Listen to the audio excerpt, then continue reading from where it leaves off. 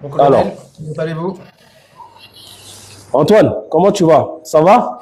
Super, content de te retrouver Tranquille? sur ce live. Merci en tout cas, ça fait un petit moment, j'espère que tu vas bien aussi.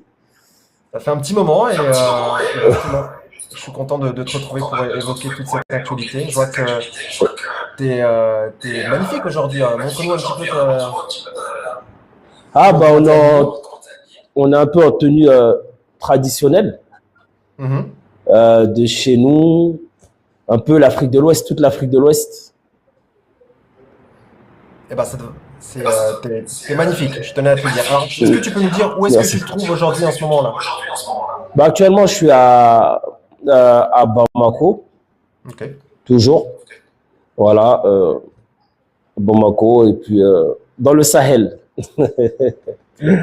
C'est au Donc cœur de ce qui nous voilà, intéresse aujourd'hui. exactement. Ah, par contre, j'entends qu'il y a un écho. Est-ce que je- j'entends ma voix quand je parle? Ça te pose pas de Ouais, soucis? j'entends aussi que tu as un écho. Est-ce que toi, tu m'entends avec un écho? T'as pas de Moi, je micro t'entends branché, sans t'as rien écho. du tout? Non, On entend mal. j'ai pas de micro autre. Attends, je vais voir si je retire le micro, est-ce qu'on va bien m'entendre? Tac, tac, tac. On va faire quelques réglages. Et là, il y a toujours un écho ou pas? Alors, il y a plus d'écho, mais le son n'est plus d'aussi bonne qualité, mais ça reste correct.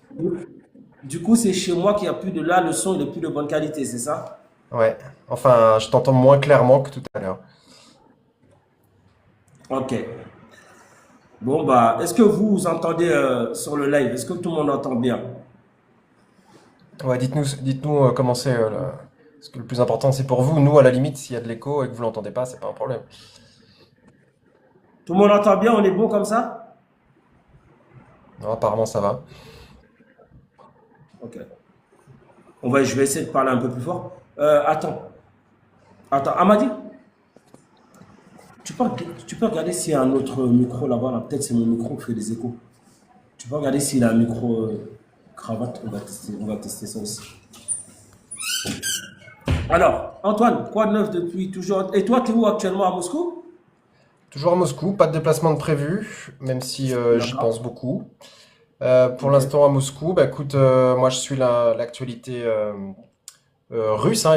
Il va y avoir des pourparlers la semaine prochaine à Genève entre Mhm. les Ukrainiens, les Russes et les Américains. Ceux qui sont passés à Abu Dhabi n'ont pas donné grand-chose, donc pas clairement optimiste, mais voilà, c'est toujours bien que toutes les parties au conflit dialoguent, tout du moins. Et là, il y a un écho ou pas? Alors, moi, est-ce que je m'entends? Oui, il y a un écho. Après, c'est vraiment à la communauté de nous dire si ça les dérange ou pas. Toi, c'est là quand je mets le micro, là, toi, tu as un écho. Alors, moi, je t'entends parfaitement, mais quand je parle, j'entends ma voix avec un délai de quelques dizaines de secondes. Ok, il y a un écho. On va retirer, c'est pas grave, on va essayer de faire comme ça. Ok, Et bon, on puis va c'est faire bon. sans micro. Apparemment, c'est ce qui est Ouais, mieux pour les gens. ouais. Ok, nickel. Ok, donc les pourparlers, ils vont. Qu'est-ce qui va se passer? T'as dit. La famille, par contre, on a un gros problème. Chez moi, le live, il n'est pas du tout republié. Le live, il n'est pas partagé. Pas de bout de live, on tapote pas. Donc, c'est quoi le projet en fait? J'arrive pas à comprendre. Hein? On a annoncé un live quand même. Je pense qu'on doit faire. On doit faire un effort quand même. Au moins de tapoter, republier le live, c'est important. Hein? On peut écouter, bien sûr, mais tapoter, republier le live et mettre un bout de live, c'est ce qui est très important. Donc, s'il vous plaît, pour qu'un maximum de personnes puissent avoir l'intervention, il y a Dani aussi qui doit arriver derrière. Donc, on va faire un nécessaire, en tout cas, de protéger un maximum le live. Je pense que Antoine, c'est mieux que moi. Déjà, bon, comme actuellement, on est tous dans le même rang, je dirais, surtout sur la géopolitique et tout, donc on est très saturé sur les réseaux sociaux. Donc, c'est important que tout le monde fasse l'effort de republier, partager le live un maximum. Et puis voilà, pour qu'on puisse, bien sûr, donner le maximum d'informations, que ce soit De la du bonne côté parole. de Moscou, Ouaga, Niamey et Bamako. En plus, on a Antoine avec nous qui n'est plus à présenter, notre journaliste international qui fait un travail remarquable tous les jours et qui nous aide énormément dans cette guerre informationnelle aujourd'hui. Antoine qui, en tout cas, qui est tous les jours là à donner l'information euh, dont le peuple a besoin, ce qu'on appelle la vraie information, et pas le narratif Non. occidental qu'on veut nous imposer. Justement, j'ai beaucoup de questions aujourd'hui sur bah, justement cette guerre informationnelle et sur la façon dont certaines actualités sont couvertes par les actualités, par les médias français. Et je te propose de commencer avec une première question qui a rapport avec un article du Monde d'hier qui dit que les autorités maliennes, en fait, la France se plaint que les autorités maliennes restent inflexibles face aux demandes de négociation, de libération, tu sais, de Yann V, cet agent des renseignements français qui est en prison aujourd'hui depuis presque 6 mois, après avoir participé au mois d'août dernier à cette tentative de déstabilisation. Et on dirait qu'il s'étonne que les autorités maliennes refusent de négocier. Qu'est-ce que tu en penses? Je pense que de toute façon, ça a été eux-mêmes, ils se sont mis à nu devant tout le monde parce qu'apparemment, c'était un diplomate. Ok. D'après eux, la première information, c'était un diplomate. C'était limite illégal et illégitime. C'était limite une prise d'otage de la part des autorités maliennes. Et au final, on a tous entendu, en tout cas, du directeur de leur service de renseignement, leur DG de la DGSE, qui disait que finalement, il a une petite pensée pour cet espion, cet agent de la DGSE qui est au Mali. Donc, je pense qu'on est dans le droit. Le Mali est un pays souverain qui a des lois, qui a des règles. Je pense que le Mali respecte en tout cas les lois des autres pays. Je pense que la France a des lois, la France a des règles, la France a une justice. Donc, le Mali, en tout cas, va aller selon sa justice à elle. Et pour moi, je ne pense pas qu'il y aura de négociation. On n'a pas besoin d'avoir des négociations. Une personne qui vient déstabiliser doit répondre de ses faits. Parce qu'aujourd'hui, on parle de déstabiliser quand même des institutions, toute une nation. Et on ne sait même pas comment ça aurait pu finir. Parce qu'on parle d'un projet quand même qui aurait pu finir avec un bain de sang. Voilà. Peut-être même des mutineries entre l'armée. Donc une forte déstabilisation. Donc, ils ont qu'à s'étonner. Je pense il faut qu'ils comprennent que le Mali est sur un autre rythme et un autre mood. Le Mali n'est pas le pays qui s'est fait dicter. Le Mali n'est pas le pays à qui on met la pression. C'est, on respecte, on écoute et on attend. C'est injusticiable. Il va passer devant la justice comme toute personne qui a commis des actes, euh, voilà, des actes qu'il ne devait pas commettre. Tu penses qu'il y a un décalage entre la perception qu'ont les Français, la justice française, de voilà, normalement c'est des Maliens, c'est des Africains, ils vont négocier comme on leur demande, comparé à la réalité d'aujourd'hui? Ouais, exactement, parce qu'en fait, la France avait quand même une certaine habitude et je dirais même était même tellement trop à l'aise en Afrique qu'aujourd'hui on ne parlera pas de négociation. Pourquoi? Parce que personne n'aurait eu le courage de mettre un agent de la DGC en prison. À une certaine époque, c'était impossible. Même y penser à mettre la main sur un agent de la DGC, c'était quelque chose encore il y a quelques années qui était impossible. Mais aujourd'hui, on n'est plus sur ce mood-là, on n'est plus sur ce terrain-là. Le Mali n'est plus un pays qu'on menace, le Mali n'est plus un pays qu'on impressionne. Le Mali avance selon sa voie, dans le respect et dans les principes. Donc aujourd'hui, la France, elle est toujours encore dans son temps paternaliste. Mais aujourd'hui, c'est une chose qui est révolue dans toute la Confédération des États du Sahel. Ça ne marche pas chez nous. Voilà. Plus, personne n'est intouchable. Voilà, c'est ça la morale. Personne n'est intouchable.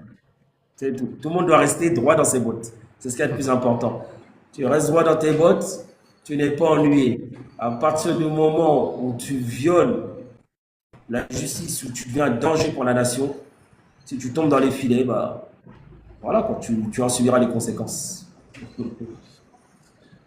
Évoquer un petit peu comment dire, en anglais on dit aftermath, on dit ce qui a suivi cette tentative de déstabilisation de d'août de l'année dernière, mais j'aimerais revenir avec toi, puisqu'on n'en a pas parlé ensemble, à la tentative de déstabilisation, ou tout du moins l'attaque qui s'est déroulée au niveau de l'aéroport de Niamey, la base 101. Est-ce que tu peux nous faire un Oui. peu d'après les informations dont tu as à ta disposition, d'après ce que les autorités nigériennes ont pu publier, Qu'est-ce qui s'est passé ce jour-là? Bah, premièrement, je pense que on a tous appris un peu les informations en même temps. Une attaque lâche et barbare contre des installations, contre la base sol de Niamey, comme tu as dit, qui se trouve dans la zone aéroportuaire. Donc, je pense que c'était aux alentours de minuit, minuit 20. Il y a eu cette attaque de plusieurs mercenaires téléguidés qui ont fait un assaut. Quel but recherché? Bon, nous, on a directement conclu, déjà nous, en tout cas, activistes et sahéliens, on a conclu directement que c'était sûrement dû à l'uranium qui était stocké là-bas. Et bon, ce qui a été sorti, en tout cas, c'est qu'ils ont fait un assaut, ils ont tenté d'attaquer l'aéroport. Mais grâce à la bravoure des soldats nigériens ainsi que Africa Corps et puis en tout cas tous les partenaires, que ce soit la force unifiée de l'AES, l'attaque a pu être repoussée et plusieurs mercenaires terreau ont été neutralisés, dont comme par hasard encore un Français. Qu'est-ce qu'il faisait là? Et bizarrement, je pense que la chose qu'on doit tous se retenir, c'est pourquoi le silence. On ne voit pas du côté des Occidentaux, on ne les voit pas parler de ce Français qui a été neutralisé dans cette attaque. Pourquoi un tel silence? Pourquoi ils n'en parlent pas? Et pourtant, ça a bien été dit, son image a été montrée. Il y a un Français qui a été neutralisé et je pense que même je t'ai vu faire la vidéo dessus, on a même son identité. Mais bizarrement, les médias impérialistes qui aiment bien parler des affaires, qui aiment bien parler de tout, c'est un sujet qu'ils évitent fortement. Ok. Donc, en tout cas, c'est ce qui s'est passé. Je pense que c'est, comme on a dit, une tentative de déstabilisation. Il faut retenir les paroles du chef d'État, Abdurrahman Chani, c'est ce qui est le plus important, qui a cité quand même trois chefs d'État. Voilà. Il a cité Emmanuel Macron, Alassane Ouattara et Patrice Talon. Et comme on sait, le général d'armée Abdurrahman Chani, c'est aujourd'hui l'un des présidents, en tout cas les plus renseignés en Afrique. Et il ne le dit pas par hasard. Et c'est pour ça qu'il dit qu'on les a laissés suffisamment envoyés, qu'eux aussi s'attendent à nous entendre rugir. Donc, bon, on attend quand même l'enquête encore. Il y a une fake news qui circule quand même sur les réseaux sociaux.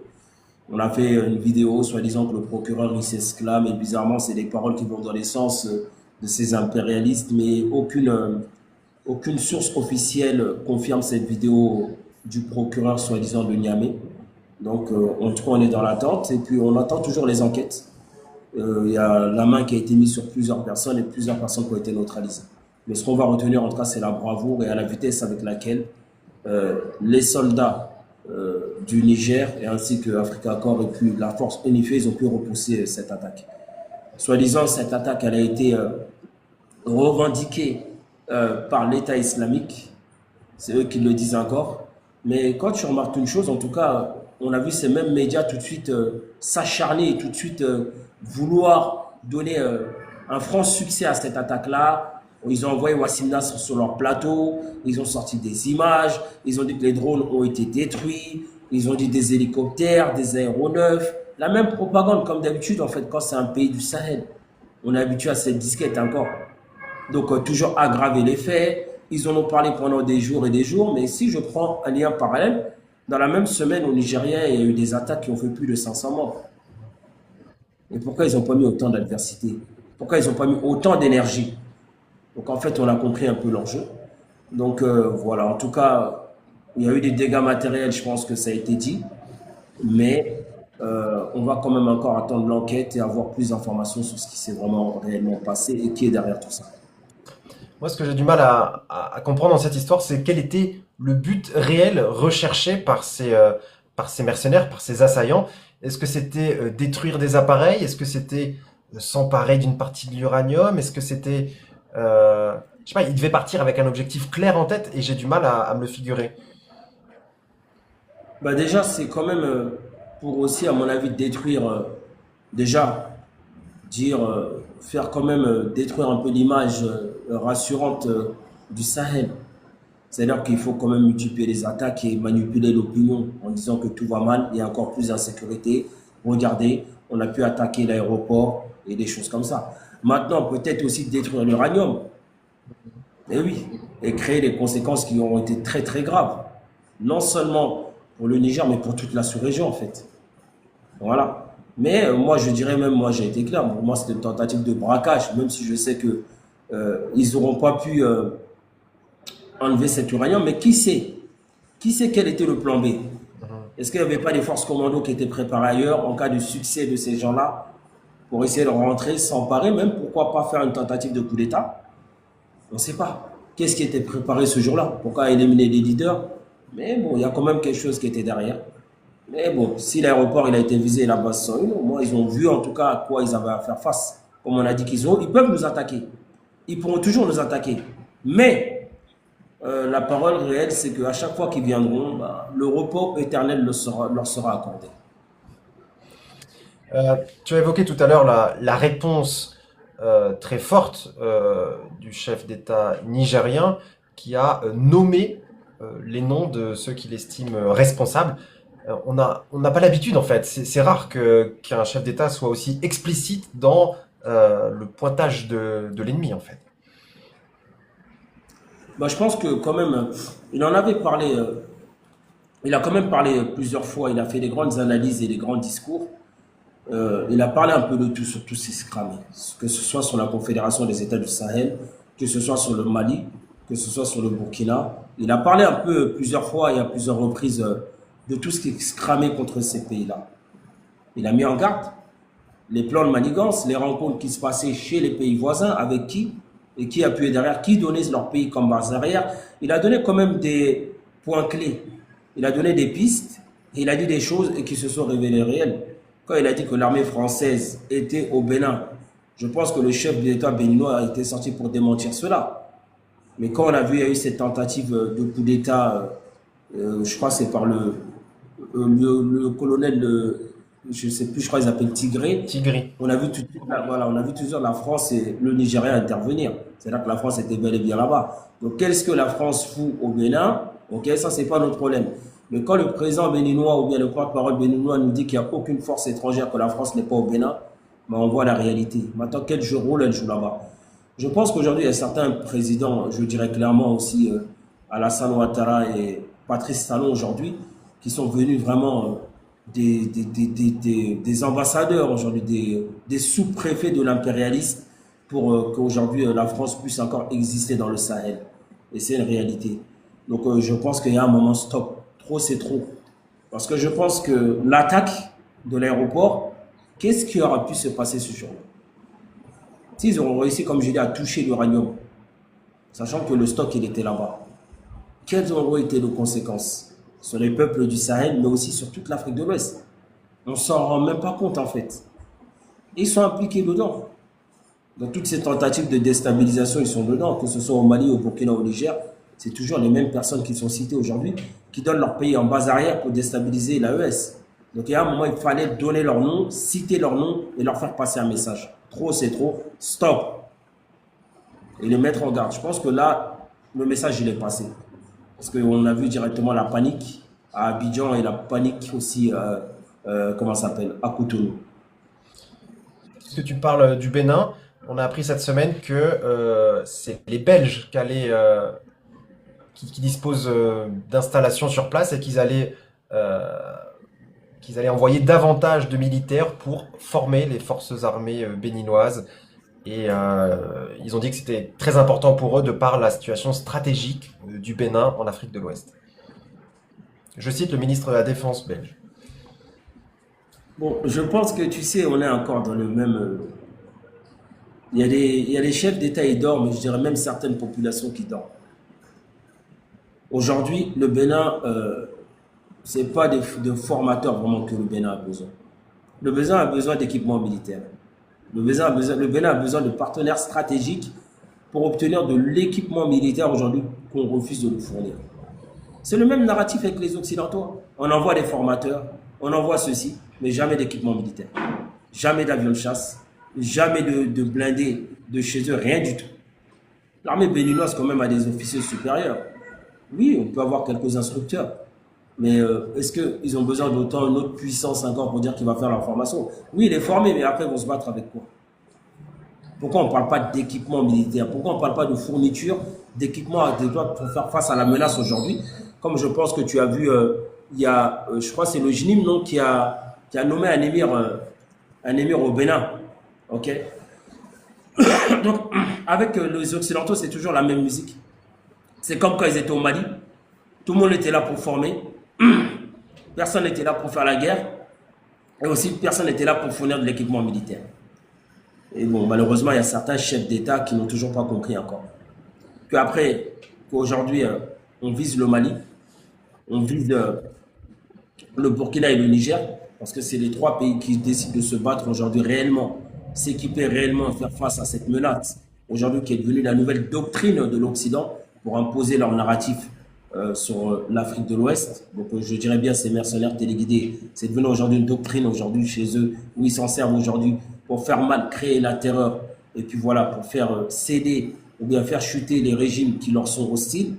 Bah, certains chefs d'État n'ont toujours pas compris en fait qu'après nous, une fois qu'ils allaient échouer contre chez nous, ces gens-là, il fallait bien les installer quelque part. Ce serait dans leur pays. Alors, justement, je rebondis sur ce que tu viens de dire, puisque ça a été explicité par les services de renseignement extérieurs russes, qui ont clairement dit, qui ont explicité le fait que la France, nommément la France d'Emmanuel Macron, cherche à déstabiliser les pays qui ont chassé les forces françaises de leur territoire ces dernières années. Donc, bien sûr, on pense automatiquement et en premier lieu aux trois pays de l'AES. Et ouais, c'est une déclaration qui a fait beaucoup de bruit, qui a fait beaucoup réagir. Mais en fait, c'est des choses dont toi, par exemple, tu parles depuis des mois, voire des années. Bah, en fait, c'est logique, en fait. C'est logique parce que, c'est, comme j'ai dit, c'est toujours ce côté paternaliste qui est là. Le Mali leur appartient, le Burkina leur appartient, le Niger leur appartient. Donc, soit on accepte aujourd'hui, on se plie, on rend aujourd'hui, on coupe les contacts avec Moscou, la Chine, tous nos partenaires stratégiques, on revient avec eux. Et à ce moment-là, on n'est pas embêté. À ce moment-là, personne ne nous dérange. À ce moment-là, on devient les meilleurs pays, les plus gentils. Voilà. Soit on va essayer de nous déstabiliser jusqu'à aller éliminer nos dirigeants. Ça a toujours existé. Je pense que l'Afrique connaît cette histoire-là. Malheureusement, tous les dirigeants qui ont tenté de sortir leur pays de ce trou, leur pays de cette colonisation, cette néocolonisation, ont quasiment tous été éliminés. Tous ceux qui ont parlé de monnaie, tous ceux qui ont parlé de souveraineté ont été éliminés. Et à chaque fois. Donc la France ne changera jamais sa manière de faire. Je le dis à chaque fois. Je dis il faut que les Africains comprennent une chose. Euh, Emmanuel Macron aujourd'hui il se bat pour son héritage. Oui, Emmanuel Macron il se bat pour son héritage parce que lui il pense que De Gaulle aujourd'hui a fait un travail de fond. De Gaulle s'est approprié l'Afrique de l'Ouest avec toutes ses richesses ou tous les pays francophones. Donc pour Emmanuel Macron aujourd'hui, faut qu'il récupère. Ça lui appartient. Il ne peut pas s'asseoir négocier pour lui, non. Il ne peut pas négocier, parler avec des pays, non, des pays continents à la France, c'est impossible. Il ne peut pas aujourd'hui traiter d'égal gagnant à gagnant. Il ne peut pas. Et ensuite, en plus, il voit il y a Moscou, il voit il y a comment ça s'appelle, il y a aujourd'hui, il y a la Chine, il y a la Turquie, il y a l'Iran, et il y a même les États-Unis qui essaient de revenir par la petite porte. Donc c'est-à-dire que lui, en fait, il ne peut pas se permettre de voir ça. C'est-à-dire qu'il se dit, bon, on va refaire comme avant, comme les anciens, ils ont toujours fait. Ils ont éliminé Kadhafi, ils ont éliminé d'autres dirigeants, mais cette fois-ci, qu'ils sachent que nous, les peuples du Sahel, on est prêts. On est 80 millions d'habitants prêts à se battre. Et on a compris leur jeu. On n'est pas la génération complexée qui a été colonisée. On n'a pas été colonisé, nous, en fait. Nous, on est là, égal à égal. Et personne ne nous fait peur, en fait. Que ce soit la France ou n'importe quel pays, on n'a pas peur. Et on fera face à n'importe quelle menace et on se battra, en tout cas, pour notre souveraineté et pour l'avenir de nos enfants et nos petits-enfants. Ce que tu viens de dire, moi, ça m'interpelle beaucoup le fait que tu fais partie d'une génération qui a pas connu, comment dire, l'indépendance, et qui est née dans un pays soi-disant indépendant, mais comme Assimi Goïta l'a dit à plusieurs reprises, cette quête d'indépendance, ça doit être c'est un travail de fond en fait. C'est quelque chose qui est jamais acquis et qu'il faut continuer à se battre pour l'avoir, si j'ai bien retenu ces paroles. Exactement. Oui, en fait, l'indépendance, je pense que la souveraineté et l'indépendance, c'est un combat continu. Tant qu'il y aura des pays qui sont là, qui font les paternalistes, qui pensent que le monde leur appartient, que tout doit tourner autour d'eux, c'est eux qui doivent prendre les décisions. Il faut qu'il y ait des gens aussi qui se battent pour la liberté, qui se battent pour la souveraineté, qui se battent pour réserver leurs richesses et puis qui se battent aussi pour faire partie des grandes nations de ce monde-là. Et nous, aujourd'hui, moi, je dis la vérité, je n'ai pas connu, je n'ai pas été, j'ai pas connu cette colonisation. Moi, je fais partie de cette génération, cette nouvelle génération qui est là et qui a faim de souveraineté, qui veut briller, qui connaît ses capacités, qui sait qu'elle doit se battre, qui connaît son histoire, qui s'appuie sur sa culture, sur son éducation, sur ses empires, pour savoir qu'on est un grand pays et une grande nation. Moi, par exemple, quand la France dit qu'ils ont perdu 59 de leurs militaires, je sais que mes grands-parents aussi et beaucoup de personnes ont participé aujourd'hui à ce que la France soit là. Je peux dire à Emmanuel Macron qui dit que sans la France, le Mali, le Burkina et le Niger n'existeraient plus. Je dirais que sans le Mali, le Burkina et le Niger, les Français seraient en train de parler allemand aujourd'hui aussi. C'est une réalité. Nos parents, ils se sont battus. Ils ont libéré. Oui. Et ils ont été mal remerciés. Donc je pense qu'il a été ingrat. On est venu chercher les Africains pour se battre. Et aujourd'hui, même quand on fait ces journées de reconnaissance, ces Africains, regardez comment ils sont traités, on ne les calcule même pas. Ils ne sont même pas invités. On dirait qu'on n'a rien fait dans l'histoire. Ceux qui ont été utilisés comme chair à canon, qui ont tout fait, aujourd'hui, regarde comment on les voit. On ne leur donne même pas une place limite. Ah, ils n'ont rien fait, ils étaient là, c'est tout. Ce sont des tirailleurs. Ah, ils tiraient ailleurs aussi. Donc, c'est-à-dire c'est devenu de la moquerie. Et nous, on est la nouvelle génération, on sait qu'on n'est pas complexé en fait. On n'est pas complexé. Nous, c'est de égal à égal. Tu nous respectes, on te respecte. Tu ne respectes pas, on ne te respecte pas. Chacun trace sa route. Par contre, si tu veux venir nous imposer, tu veux tomber sur nous, on est prêt à se battre aussi. Voilà. Non, non, c'est important. Euh, donc, pour continuer sur les tentatives de déstabilisation, c'est vrai qu'on ne s'est pas vu depuis longtemps, mais il y en a eu une nouvelle en tout début d'année, c'était au Burkina Faso. Est-ce que tu te rappelles? Oui, oui. Oui, Après, oui. Bah, la tentative de... vas-y, vas-y, je t'en prie. Non, vas-y, tu peux aller. Pose la question en entière, après je vais essayer de répondre. Non, non, j'avais pas plus. C'était vraiment dans les premiers jours de l'année 2026. Et c'est des choses. En fait, on n'en a pas. euh, C'était quoi? Je me rappelle plus exactement. C'était un sous-officier, un officier. Ouais. Ah oui, avec le Bénin aussi. Avec le Bénin, toujours. En fait, il faut être sûr d'une chose. Si tu te rappelles, la première tentative de déstabilisation, c'était au Mali. Et je pense que le général d'armée Abdourahmane Chani, il avait parlé. Ils avaient prévu de faire tomber l'État, comment ça s'appelle, le gouvernement malien pour le 15 décembre, si je me rappelle bien. Dans son discours, il l'avait dit. Et c'était logique, en fait, qu'après le. Bon, pendant ce temps-là, ils avaient déjà un plan B aussi contre le Burkina et aussi contre le Niger. Ils sont toujours comme ça.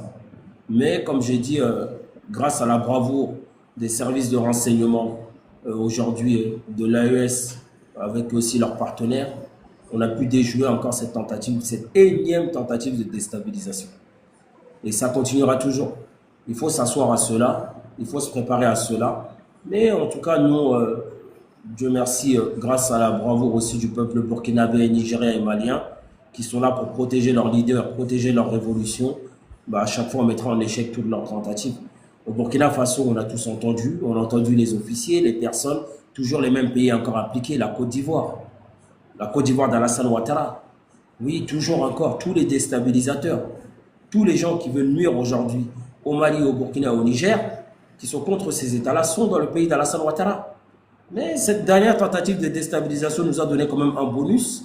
Donc on a attrapé quand même un gros poisson qui est Damiba aujourd'hui, voilà, qui a été extradé par le Togo, comment ça s'appelle, au Burkina Faso.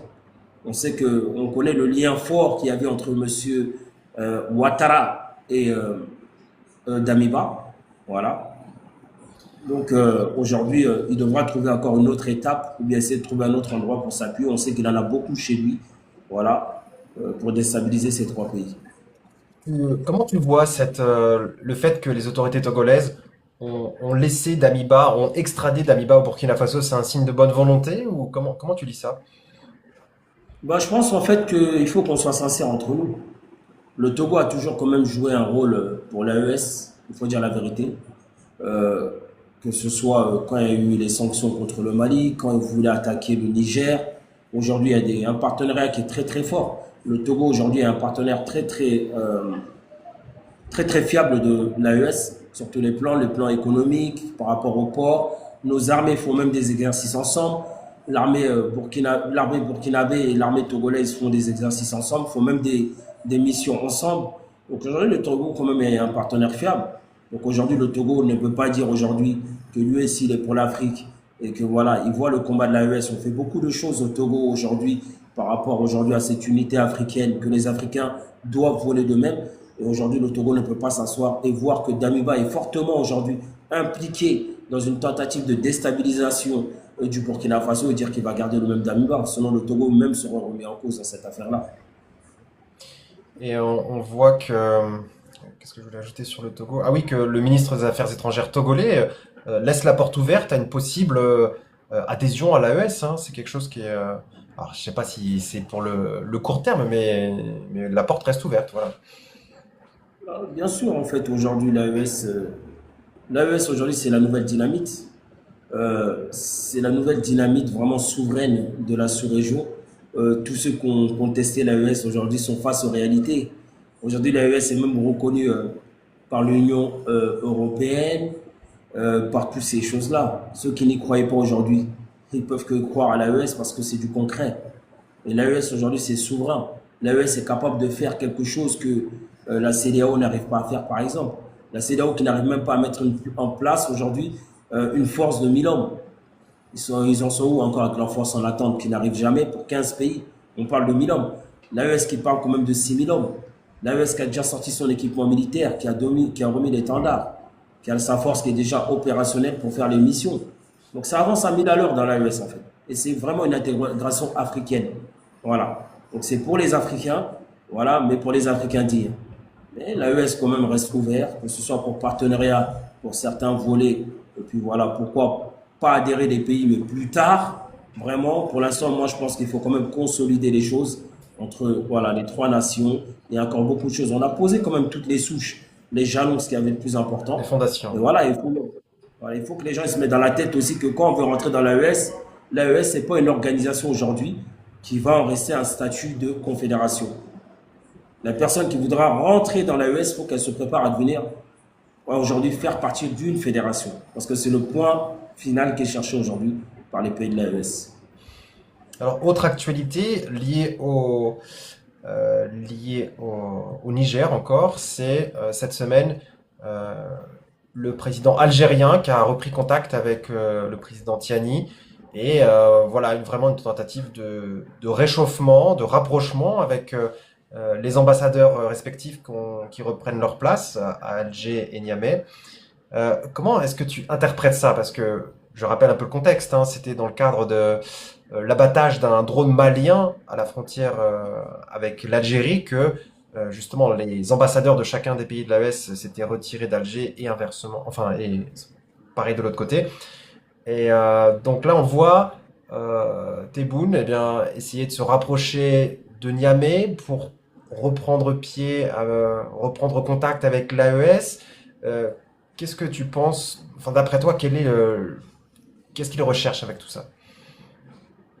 Bon, après, moi, déjà, pour moi, il y a aucun problème parce qu'en fait, je dirais qu'entre les trois, quand même, pays de l'AES, il y a toujours des concertations. Il n'y a aucune décision qui est prise alors Unilatéralement. qu'elle peut nuire. Voilà. Voilà. Aucune décision qui sera prise qui pourra nuire à un pays de l'AES. Donc, je pense que c'est après concertation, après tout ça, entre les trois chefs d'État, je pense qu'ils n'ont pas trouvé quand même de problème à ce que les ambassadeurs y retournent. L'AES, c'est quand même on est encore au stade de confédération. Voilà, peut-être qu'aujourd'hui, par exemple, s'il n'y a pas l'ambassadeur du Bénin au Niger, ben, l'ambassadeur du Bénin peut se retrouver au Mali. Donc voilà, je pense qu'aujourd'hui, les tensions quand même avec l'Algérie, même si on a toujours l'œil sur eux, ont un peu chuté. Ok, il y a quand même un projet, et peut-être même d'autres projets. Donc, moi, je trouve pas quelque chose, mais en tout cas, pour dire qu'il va rentrer dans l'AES avec le président Tchani, je pense que c'est très mal connaître le président Tchani. Comme il dit d'ailleurs il l'a invité à venir. Voilà, connaissant le président Tchani, il n'ira pas en Algérie. Byzantini, t'as dit quoi? Il n'ira pas? Il n'ira pas en Algérie. Voilà, il faut que l'Algérie comprenne que aussi, que eux, c'est comme la France. Nous, on n'est plus les pays aujourd'hui, on nous dit faites ci, ça, venez. Non, je pense que le président algérien, s'il se dit africain, il aime tant l'Afrique, il a qu'à commencer à voyager en Afrique. Il ne voyage pas du tout en Afrique. Mhm. Ça fait combien d'années il est au pouvoir? Il a fait combien de visites? Je pense qu'il n'a pas dépassé 4 pays maximum. Je crois qu'il a été dans les pays du Maghreb, quelques pays du Maghreb, et peut-être un pays africain subsahárien ou bien même zéro. Voilà. Donc il faut qu'il comprenne aussi que s'il aime tant l'Afrique, que s'il a besoin du général Tchani, c'est un chef d'État, ouais, lui aussi il peut venir le rendre une visite amicale et puis c'est tout. En parlant de visite, tu vois un petit peu comment j'arrive à enchaîner, à faire les transitions. C'est le ministre des Affaires étrangères burkinabé qui est reçu en ce moment à À Moscou. Moscou. Il est du 12 au 14, donc voilà, on est le 13. Il part demain. Donc il a rencontré son homologue Lavrov. Et voilà, ça montre, sachant que la dernière fois, c'était il y a moins d'un an hein, qu'ils sont venus, les ministres des Affaires étrangères des pays de l'AES. C'était mai ou juin de l'année dernière, avril, enfin voilà, il y a vraiment moins d'un an, donc on sent que c'est une dynamique qui continue. Et d'ailleurs, encore à l'issue de leur rencontre, Sergei Lavrov a dit que voilà, tout l'agenda bilatéral qui est en train d'être mis en place, eh bien, il sera encore confirmé. En gros, qu'ils attendent une visite d'Ibrahim Traoré pour continuer à travailler cet agenda bilatéral. Et quand on parle bilatéral avec le Burkina Faso, on parle également de l'AES. Donc, un déplacement important encore. Je pense que oui, c'était la logique. Je pense que de toute façon, on en avait parlé. Il y avait déjà beaucoup, sur ce niveau-là, le Mali avait déjà signé, par exemple, on avait créé une commission, si je ne me trompe pas aussi, entre les Intergouvernemental. ministres, Ouais. voilà, gouvernemental. Donc c'est la logique aussi pour le Burkina et pour le Niger aussi, forcément, pour qu'on arrive vraiment au même niveau de coopération aussi, et puis tout en gardant le cadre aussi de la Confédération. Donc c'est logique, voilà, qu'on en arrive là. D'ailleurs, si tu as vu toi-même, le général d'armée Assimi Goïta a été en visite officielle récemment en Russie, C'était au mois de voilà. juin, ouais. Donc pour consolider tout ça au mois de juin, et aussi, aussi dans le cadre en tant que président de la Confédération des États du Sahel. Donc c'est important, il faut consolider, il faut signer, faut voir tout ce qui est important pour les deux pays, et puis ratifier tout ça. À noter également, je l'ai rencontré cette semaine, le chef de la communication d'Assimi Goïta qui était à Moscou cette semaine. Donc voilà, à plusieurs niveaux, on a des déplacements, des rencontres, et voilà, c'est ça qui fait avancer les agendas bilatéraux. Exactement, il faut garder toujours ce cap, et en plus, on l'a vu sur le plan diplomatique aujourd'hui. Franchement, on a vu le ministre des Affaires étrangères de la Fédération de Russie, Sergei Lavrov, qui a fait un discours vraiment remarquable sur le rôle que jouent aujourd'hui ces pays impérialistes, dont la France aujourd'hui, qui veut déstabiliser, qui veut faire tomber les régimes aujourd'hui et les dirigeants qui ne vont pas dans son sens. Donc aujourd'hui, il faut que ces pays, en tout cas tout ce qui est sud global, continuent à se soutenir.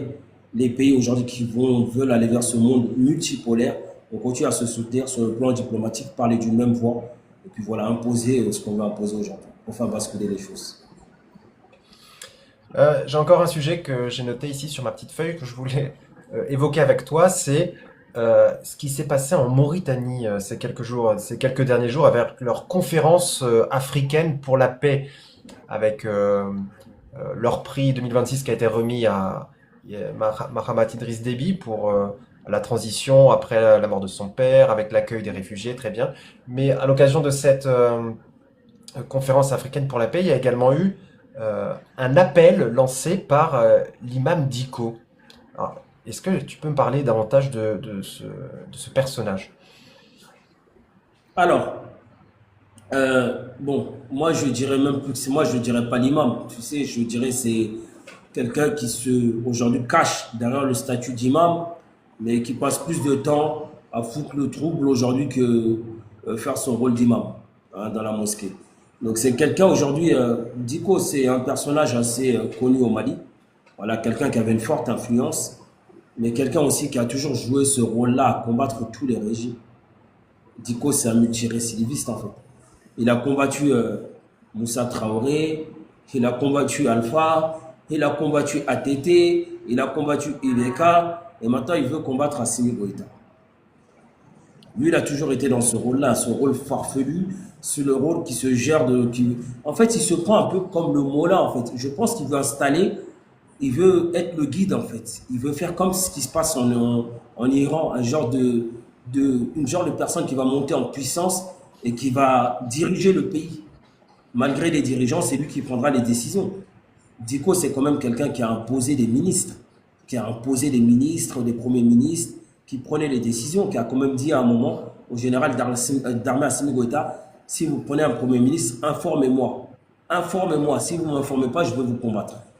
Donc le même Diko aujourd'hui, il joue un rôle majeur qui défend, pour moi, je dirais, les intérêts de l'Algérie. Le Diko qui voulait en tout cas une place où je veux bien avoir une certaine capacité de gérer, d'avoir la main, peut-être même pourquoi devenir le président du Mali. Aujourd'hui, il a été balayé par la nouvelle génération qui est là. Nous, avec le général Darmanin Assimi Goïta, on a décidé de prendre un chemin. Voilà, chacun à sa place en fait. Stop. On en a marre aujourd'hui que les personnes qui viennent, qui disent qu'ils sont imams, qui jouent d'autres rôles et qui déstabilisent forcément les États. Donc, du coup, aujourd'hui, il est en Algérie depuis un certain moment. Il est parti en exil tout seul parce qu'il était au Mali. Il est sorti, soi-disant qu'il est parti se soigner. Et bizarrement, on ne l'a plus vu en fait. Donc il est parti là-bas, il parle au nom, il rencontre des rebelles là-bas, il va jusqu'à rencontrer le chef d'État de l'Algérie. Limite, c'est comme si c'est lui qui représentait le Mali. Et nous, on dit non. La jeunesse ici au Mali, on dit non. Diko n'est pas notre chef d'État. Diko, c'est un citoyen malien comme tout le monde. Donc aujourd'hui, il a créé aujourd'hui, bien, il fait partie d'une coalition bidon qui existe encore, qui a été créée encore à partir de la Côte d'Ivoire pour déstabiliser le Mali. Une coalition qui se dit aujourd'hui, qui se dit opposante, ok, qui est même alliée aux terroristes pour déstabiliser le Mali. Donc on est à ce point-là aujourd'hui. Voilà. Donc c'est là que nous, Diko, pour nous, comme on dit, c'est un non-lieu. Le général Darmanin Assimi Goïta ne l'a jamais empêché de venir au Mali. Aucune autorité a dit que Diko ne pouvait pas venir au Mali. Mais Diko, même, il sait ce qu'il attend ici. Je pense que le peuple malien l'attend de pied ferme. Voilà, parce que le peuple malien refuse aujourd'hui la trahison. Et puis voilà, quand on voit que l'Algérie est là à nous attaquer, que Diko il est là-bas, il s'en réjouit. Et tout le temps, il sort, il frappe. Tout le temps, il sort avec des discours farfelus.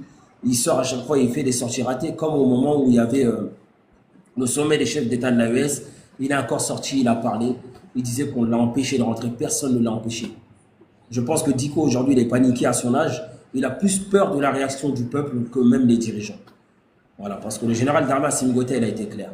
Au moment où on a eu le dialogue intermalien, il a été clair. Il a dit, ça, c'est une porte d'entrée pour tout le monde. Vous pouvez revenir à la nation. Ceux qui ont fait des bêtises, rapprochez-vous des légitimités traditionnelles des autres personnes. Déposez les armes et revenez à la nation. Tout le monde est le bienvenu et tout ce qui se passe, on l'arrangera entre nous. Il n'y a pas de problème.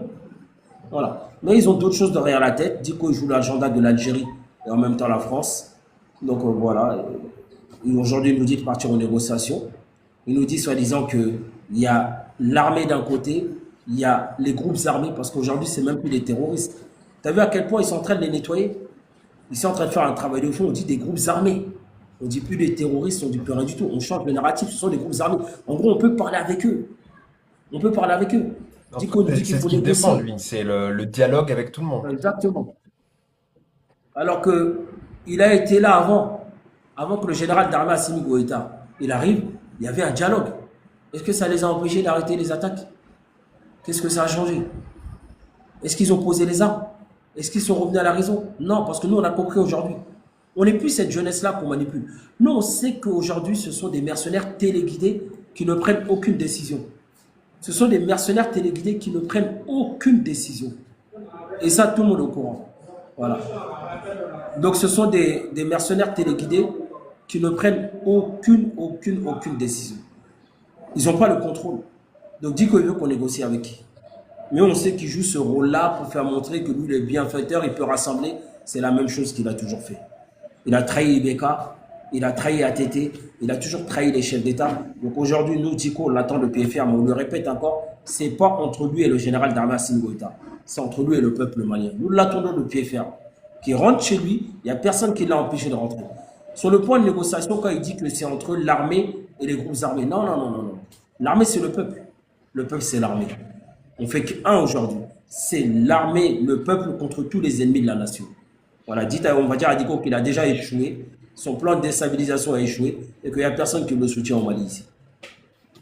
Juste pour terminer sur Dico, moi ce qui m'a interpellé en fait c'est euh, là aujourd'hui tu tapes Imam Dico sur Google, tu trouves pléthore d'articles genre l'Imam Dico livre son appel en exclusivité à RFI, France 24, je sais plus, Jeune Afrique qui disait que c'est un homme très influent dans le Sahel, enfin toutes sortes de choses alors que le reste du temps c'est pas quelqu'un qui a qui a une telle popularité, enfin d'après ce que je peux voir, d'après, moi je suis observateur externe, c'est à toi de me dire si je me trompe, mais j'ai trouvé T'as qu'il y avait une raison. espèce de dissonance là-dessus.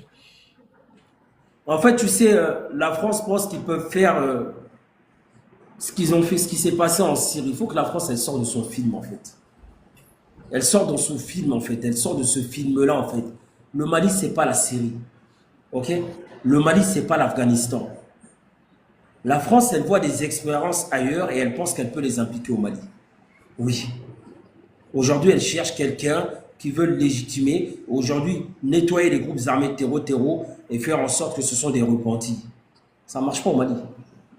Le Mali, aujourd'hui, c'est un pays souverain, un pays prêt à se battre.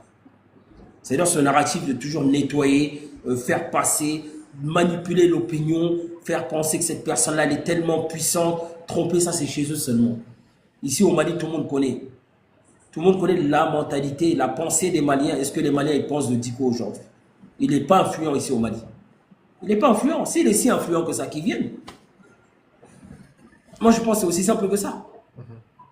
S'ils pensent que Diko il est si influent que ça, qu'il revienne dans son pays. Ils veulent nous pousser, soi-disant, en négociation avec ces groupes armés pour chasser nos leaders. Non, on a compris. On a tout compris. On connaît les traites de la nation aujourd'hui. C'est aussi simple que ça. Voilà. Diko n'est pas influent ici au Mali. Diko, il a trahi la jeunesse. Tous les gens qui avaient confiance en Diko, ils ont été trahis par le même Diko. Et on a compris son jeu aujourd'hui, c'était vraiment de jouer le rôle de l'impérialiste.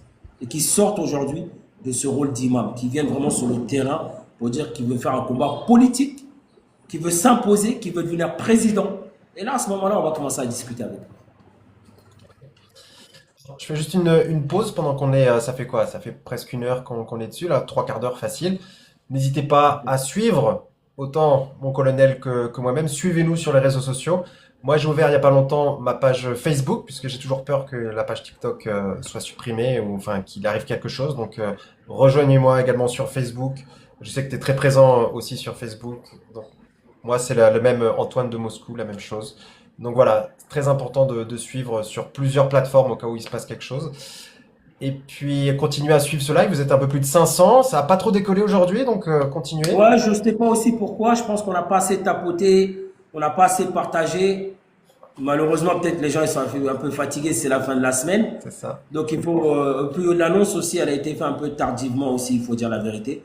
Bon, ça nous arrive comme ça, on peut les surprendre et faire des lives, donc il faut qu'ils restent concentrés. Voilà. Euh, Mais la spontanéité, c'est bien aussi. voilà. C'est très bien d'arriver comme ça. De toute façon, moi, de toute façon, l'émission, je veux la publier sur YouTube après. J'ai une page YouTube aussi qui est sur ma bio, donc ceux qui voudront la suivre en complet, elle sera disponible. Abonnez-vous, comme Toutes les aussi plateformes. C'est à très mon important. frère, à mon frère Antoine de Moscou, c'est devenu mon frère aujourd'hui. C'est quelqu'un avec qui j'échange énormément. Très Et régulièrement. puis on se rejoint. On a beaucoup de projets. On a Eh beaucoup oui. de projets à venir. Voilà, Eh dans oui. le Et vous Sahel. serez les premiers à le savoir. Voilà, exactement. Euh, il nous reste un petit peu de temps. Est-ce qu'il y a des sujets que tu aimerais évoquer, dont on n'a pas parlé? Tac, tac, moi, en tout cas, oui, je te dirais aujourd'hui, voilà, tu as vu la barbarie à laquelle fait face nos pays respectifs. Il ne faut pas oublier aujourd'hui aussi la Russie qui vit aussi cette chose-là, qui se bat aussi maintenant depuis un certain moment parce qu'on pense que la guerre a commencé en 2022, mais ça fait plus longtemps que ça que la Russie fait face à cette adversité permanente des mêmes qui veulent imposer leur narratif et dominer le monde. Voilà. On fait face aussi à ça. Et par exemple, surtout sur la crise de carburant qu'il y a eu au Mali, il faut remercier tous les acteurs, tous les partenaires, que ce soit nos partenaires russes, chinois, aussi les pays de la Confédération des États du Sahel et les peuples du Sahel qui ont aussi compris la crise. Mhm. Parce que je pense qu'il y avait un but recherché derrière cette crise. C'était quand même créer un soulèvement populaire, asphyxier les populations et faire tomber facilement les autorités maliennes. Mais grâce aujourd'hui, C'est ce qui m'a marqué de notre dernière conversation. Je me rappelle, on avait parlé de ça. Et c'est le fait, c'est ce que tu dis maintenant, ce que tu répètes, c'est que les populations ont compris l'objectif de ceux qui voulaient déstabiliser le Mali. Et c'est pour ça qu'il y a eu cette résilience de la part de la population. Et moi, pendant que tu parles de ça, j'aimerais aussi enfin, saluer le travail en fait, des chauffeurs, de ceux qui transportent ces camions-citernes qui font un travail tellement important à l'heure actuelle. Et voilà, ils méritent d'être salués, je pense, à part entière.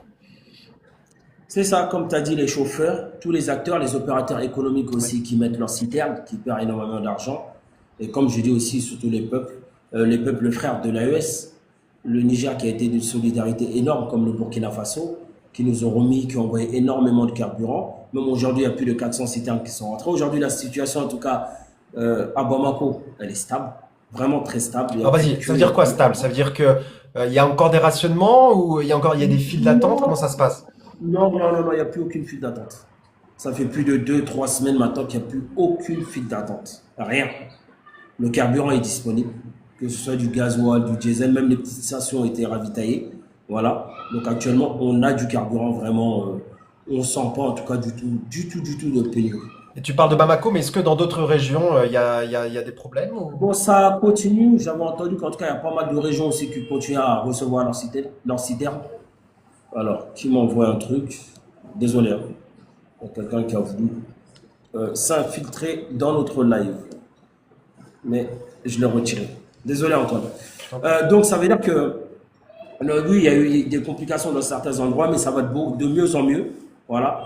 Donc, les citernes aujourd'hui, elles sont là. Le carburant, il est disponible en tout cas. Voilà. Moi, je ne vois pas encore d'endroit où on dit qu'ils n'ont pas de carburant. Voilà. Et il faut, comme tu as dit, saluer les chauffeurs. Franchement, les chauffeurs aujourd'hui, c'est les soldats. Moi, je pense que le peuple malien, burkinabé, nigérien ont compris que aujourd'hui, on était tous soldats en fait. On était tous sacrifiés. Il fallait se battre. C'était pas la guerre que de l'armée. Voilà, c'était la guerre de tout le monde. Et que tout le monde pouvait y rester en fait. C'est une révolution. Et aujourd'hui, voilà, les soldats aussi. On a perdu énormément de soldats. Je pense qu'Abdoulaye Maïga, il l'a dit. Il a dit que le sang qu'on va chercher, l'essence qu'on va chercher aujourd'hui, c'est du sang humain. C'est-à-dire qu'aujourd'hui, on a eu des sacrifices. Aujourd'hui, Dieu merci, la stabilité, elle est là. Voilà. Et si on aurait suivi le narratif,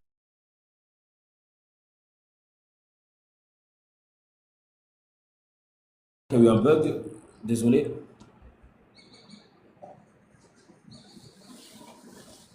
Vous m'entendez ou pas?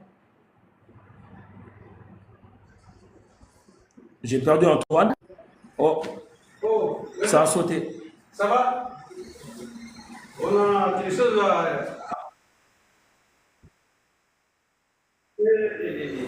Est-ce qu'Antoine, il est là? Bizarrement, je ne vois plus Antoine. Alors, je vais le réinviter. Désolé. Il y a eu un bug. Désolé, hein. Il y a eu un bug de connexion. On va voir si on va réussir à reprendre. Ouais, ça a sauté. Mais je pense que c'est de mon côté que ça a sauté.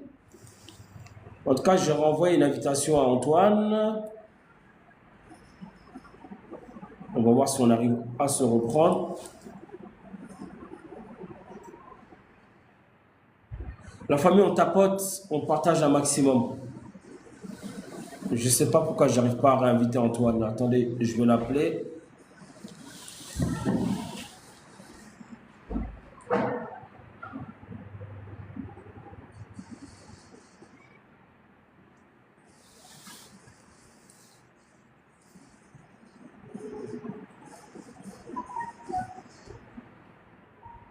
Allô?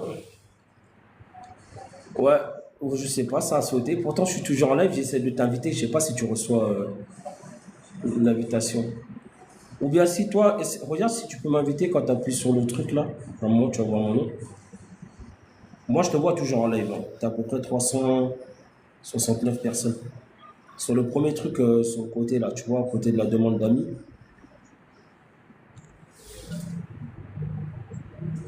Ouais, ça a sauté.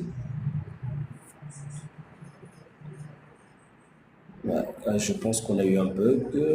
On a eu un bug. Attends, tu sais quoi, je vais relancer mon live pour finir au moins clôturer. Et puis, ouais, ok. Parce que là, il y a un problème. Ouais, ok. Je veux